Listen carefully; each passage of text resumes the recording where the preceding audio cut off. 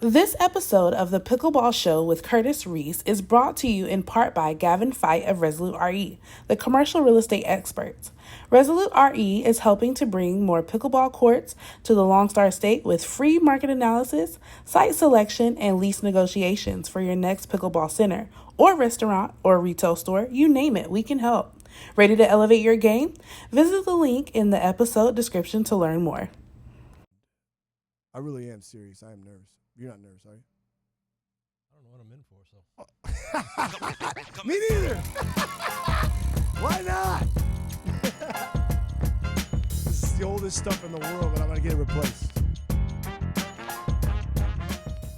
Do not put two remotes or two mice. Is that what you call them, mice?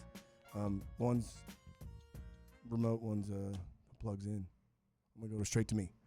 Hi there. My name's Curtis Reese. Please subscribe.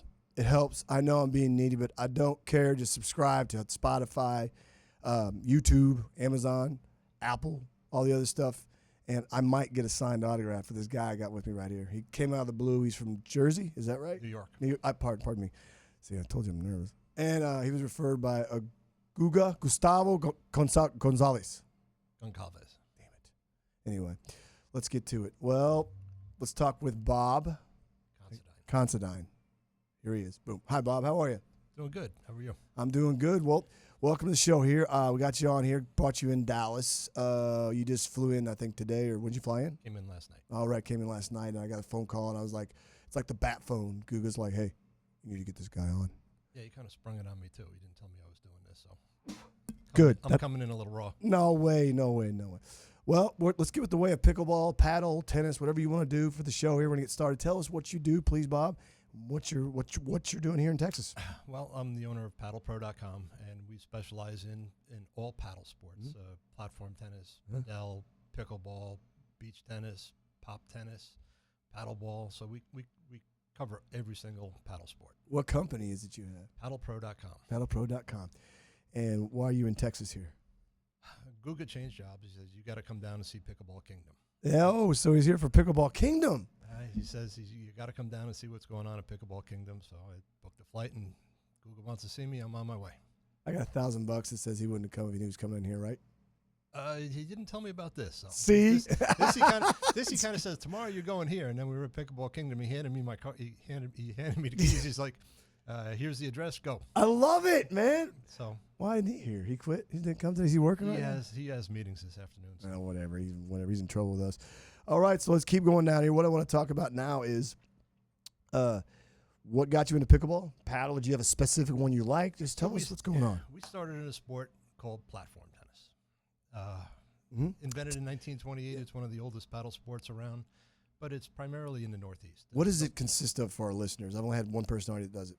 It's a small version of tennis that's played outdoors in the winter, and it's surrounded by screens. So it was invented in 1928 for somebody that wanted to play tennis in the wintertime, but the ball kept on falling off, so they built a platform so it would be out of the snow. And then they built screens around the court so the ball wouldn't get lost, and then the sport evolved into playing it off the screens. So it's a hybrid version of tennis and racquetball. And what's the platform made of? It's now aluminum. So the whole court is made of aluminum. It has a very coarse grid on it, so you can play in all weather. You play outdoors in the wintertime, snow, rain, doesn't matter, you play. Oh, what if you fall? You screwed? Yeah. Okay. Well, that's like I told you, a guy that came on a while back, Will Seagraves, he's up in Michigan right now. He said it's basically tennis with a second chance because I had no idea what it was. But obviously, if Bob here is on top of it, then it means it's worth it. Tell us what your story is with paddle and pickleball or stuff like that. So doing platform tennis, we started in 2001. We built a website at the time. There was not much going on the web in 2001, so we built something for platform tennis. And then a gentleman, David Jelson, says, well, you got to start selling stuff. I'm like, I don't want to sell stuff. I'm an IT guy. I'll do the website. Like, start selling stuff. I'll ship it for you. So I started selling stuff online where we just got to write our own code, build our own website, add our own cards, and credit cards were a nightmare. So I sold stuff, and he'd ship it for me. And sooner or later, Wilson came along, and other manufacturers came along, and we added more and more. And around 2006 or so, we added paddleball. Paddleball's been around a long time, too. Oh, wow. Paddleball's against the wall. That's Is that where you use your hand? That's handball. What's paddleball? very much like handball. It's played on the same court, but it's played in New York City. There's some down in Florida. So we added paddleball, pickleball. We added in, I don't know, I want to say 2008-ish. Uh-huh. Beach tennis came along. We added beach tennis. What's beach tennis? Beach tennis is a tremendously fun sport. Is It's it? played? Google no. I will. Beach I will. tennis. I will. It's Just. played. It's big in Brazil. It's big in Italy. It's big in Russia. It's like It's the court dimensions. it's a volleyball court. So it's a volleyball court with a 5'7" net. So you play in the sand. And you're hitting like. Oh wow. Okay. That's wild. So What's that's- scoring the same?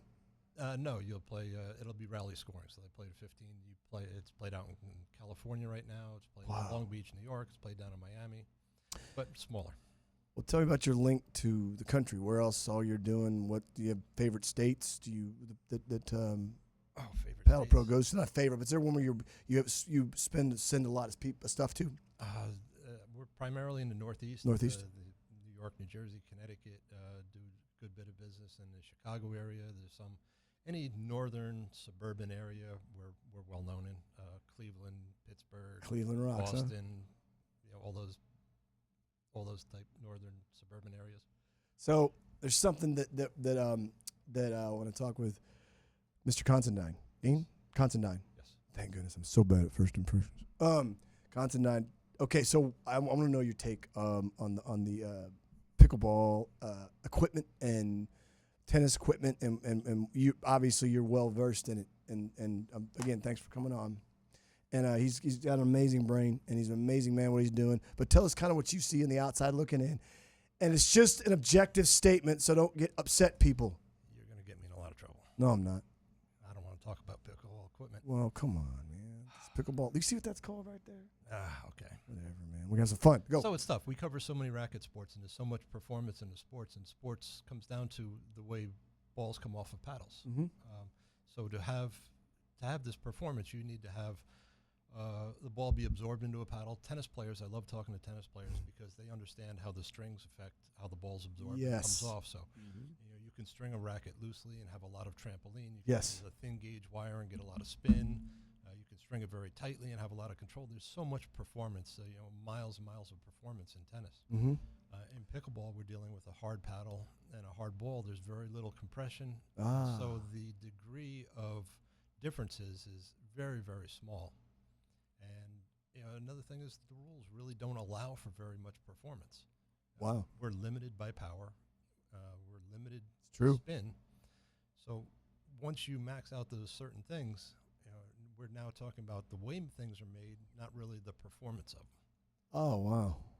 So going like with the paddle, is paddle similar, or does it give more because it has the lower compression ball, softer court? Yeah. What's so as kind of how does that work? As paddles get smaller and smaller and compress less and less, or Padel, sorry, Padel. Padel will compress some. You're using a tennis ball. It's a very very soft core, so it'll make a nice popping sound. Platform tennis uses a very heavy rubber ball. It compresses a ton. That thing is heavy. Hurts. So, yeah, it hurts you get hit with it. That compresses into the paddle and comes off the paddle. So when you have that, you can have a stiff core, you can have a soft core, and change the way it is. In pickleball, we're dealing with a hard core, a hard ball, and very little compression in there. So the performance is very difficult.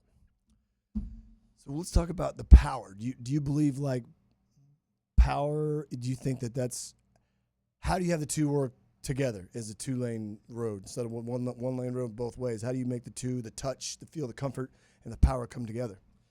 Feels subjective. Feels subjective? Yeah. Okay. Yeah, sure. I mean, you're right. That makes sense. What feels good to me may not feel good exactly. to you. So okay, fair enough. You know what? Yes, sir. Yes, sir. I can't say this feels great because this only feels great to me. Mm-hmm. Power by the rules is limited. A ball may not come off a paddle past a certain rate, and they're doing with the testing. Carl Schmidt says, by nature, this is a finesse game. They don't want power, and they're also going to restrict friction on a paddle. Friction equates to spin, so you can't have more spin come off a paddle, and we've seen paddles where the ball does come off past a certain rate get decertified. Mm-hmm. We've seen paddles where they spin more get decertified. Sure. So we are limited in the performance in pickleball. I like what you said right there. Subjective.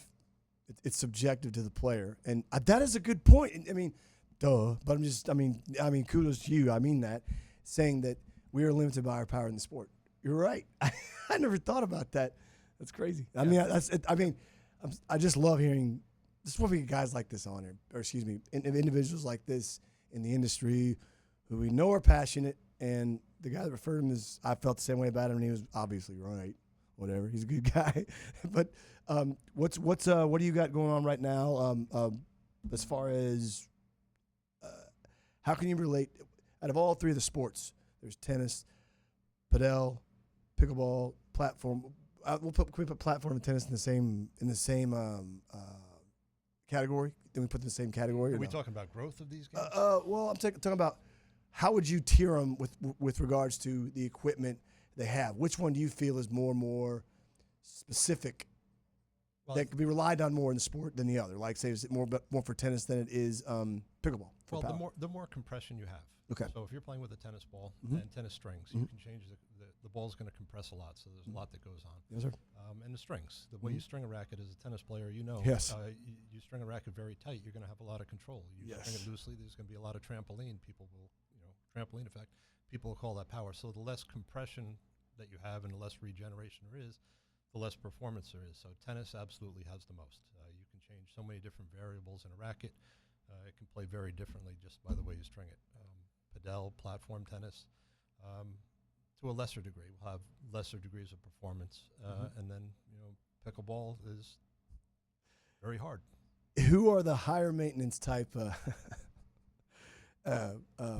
Not higher maintenance, but who's very specific with their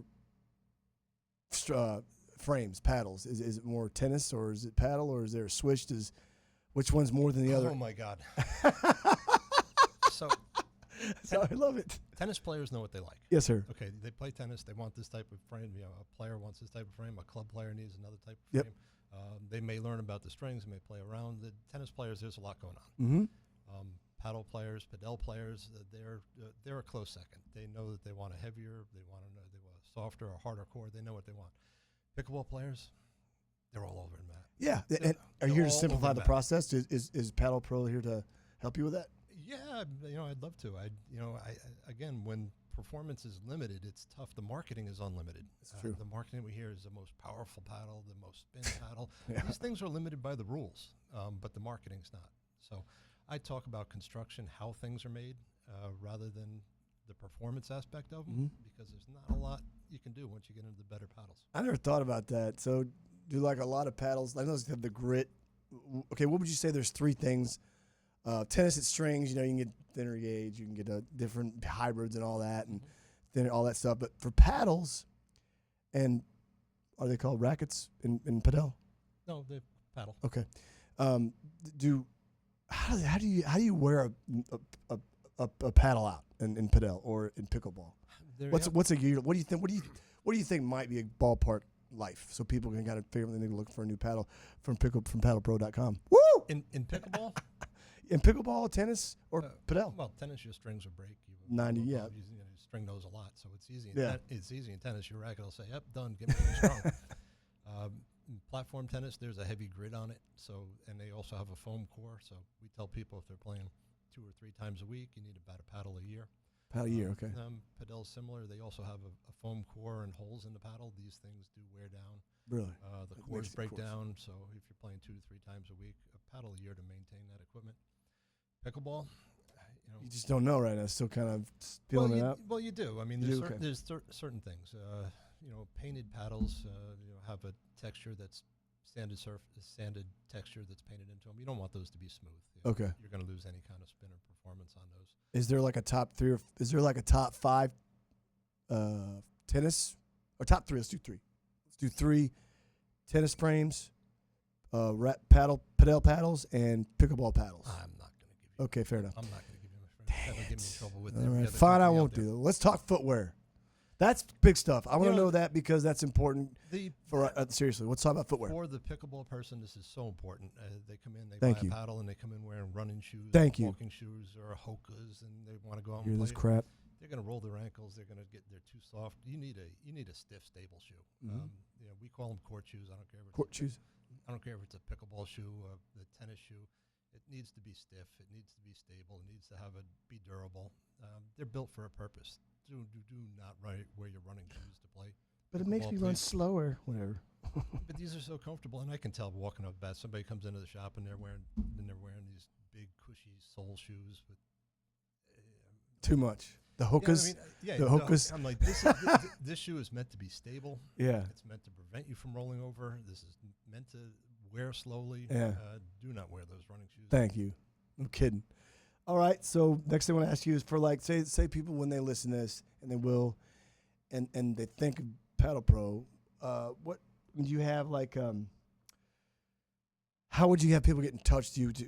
We know you're going with Pickleball Kingdom. We're here working with that, but can you tell us about, when your company gets in there, do you have certain reps there, or are the pros familiar with what you have to offer, or is it just pretty basic? Yeah, so I'm down here visiting to see what we can do. Okay. It's so important that bringing people into the sport have access to whatever equipment they may need. So at this point, I'm just down here. I just walked into the first one this morning, so I can't tell you what we're doing with Pickleball Kingdom, but I'm sure it'll be fun. I'm sure we'll be doing something. He's a good leader. You guys have been friends for how long? You and Guga? God, before he was married, before he had kids, so it's got. It was wild. 25 years. Kelly, wow, 25 years. Wow, the guy that fixed our thing down here earlier, he's been a buddy of mine for 37 years. 86 when I met him. They say if you're friends with somebody for more than 6 years, that's a good friend. Yeah. So Guga for 25 years? Yeah. Rob's my only friend then. I'm kidding. All right, we're going to go back to, we're at the Pickleball Show here with Bob Considine. Right. Yep. Cool. And we were talking paddles and all that good stuff. But now let's go into the kitchen, or let's go into the fridge, as they call in paddle, or let's go to no man's land in tennis. You're the first time I've ever done that. This is the first time I've brought that up here. I'm scared. No, he's not. It's fun, man. So, without further ado, we're going to go to in the kitchen. Ready? What music you jamming to right now? What music you listen to get pumped up? You going? Do you play much paddle, pickleball, or tennis? I don't anymore. Not anymore, but you used to. I mean, obviously you have. I've played all the sports. I get it. All of them. I really enjoy my work so much. That is my sport. I understand. So So like when you get hyped up for something, what kind of music do you like? What's your favorite kind of music? I'm a country guy. Country? No, Old, new, all of it. Old, new, doesn't matter. Oh wow. It's all good. I've been listening to Shooter Jennings a lot lately. I know he's kind of off the cuff a little bit, but Shooter Jennings is pretty good. And Ryan Bingham. You like Ryan Bingham? There you go. All right. Wilco, you like Wilco and you like Uncle Tupelo and all that, right? Anything mixed, though.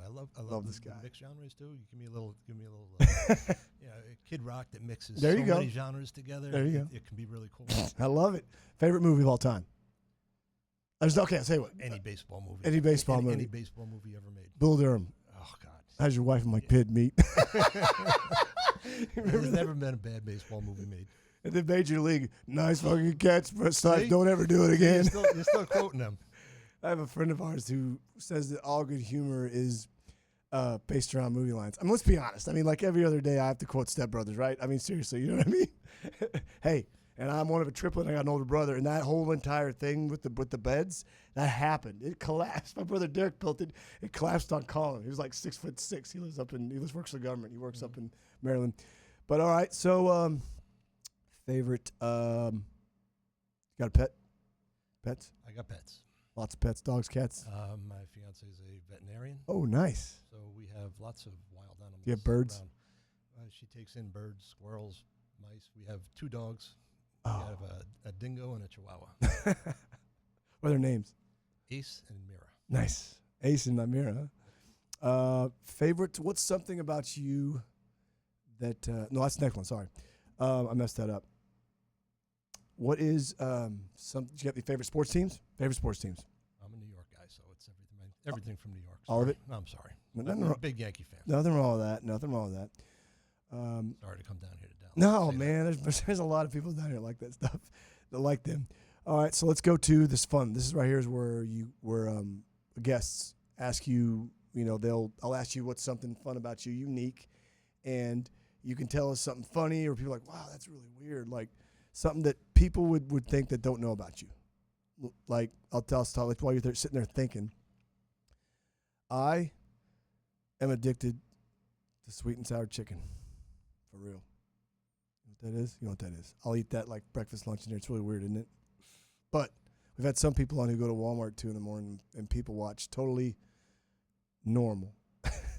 So it depends on what yours is. You got something? God, I love to cook. Okay, you want to cook? I What's love the to most odd, exotic thing you ever cooked? You know, I've been to China a couple times and really enjoyed the food in China. So I've been trying to knock off what I've eaten there. The Chinese food in the United States is not what good. it is in China. Oh, really? It is so amazing there that I've been trying to do everything I can do. So I found a niche little market that sells like real Chinese ingredients. What's it called? We'll tag it on here. H Mart. H Mart. Is it in New York? There's one in Hartsdale, New York. Hartsdale, New York. Okay, we'll tag that. Well, is there anybody you want to give a shout out to? I think we're going to get out of here, but we'll probably shut this down. Anybody want to say hi to or name drop? Because whenever you say names, we're going to tag them, and they're going to be found on the internet. Oh, God. David Jelson, who kind of sucked me into the sport and this whole paddle world. I want to thank him. There's people out there that are just so supportive. Patty Hogan, nicknamed the Godfather of platform, the Godmother of platform. Oh, wow. I'm going to have her on. She is running in an amazing tournament. Let's have her on. She's, God, have her on. Okay. She does. I don't know if you can handle Patty. I can handle Patty, bro. But she's handling it. She's running a tournament in that right I'm now. not right now, but we're going to bring Patty on. Platform tennis. Okay, cool. Bring her on. We will. She's 1,000 people in this tournament. Oh, God, that's awesome. And she just does an amazing job promoting the sport. How do people get in touch with you when they want, if they want to get, maybe buy some stuff? Not you, but maybe you, but whoever people get in touch with Paddle Pro, anybody specific? Paddlepro.com. The phone number's on there. The contact's on there. Just contact us.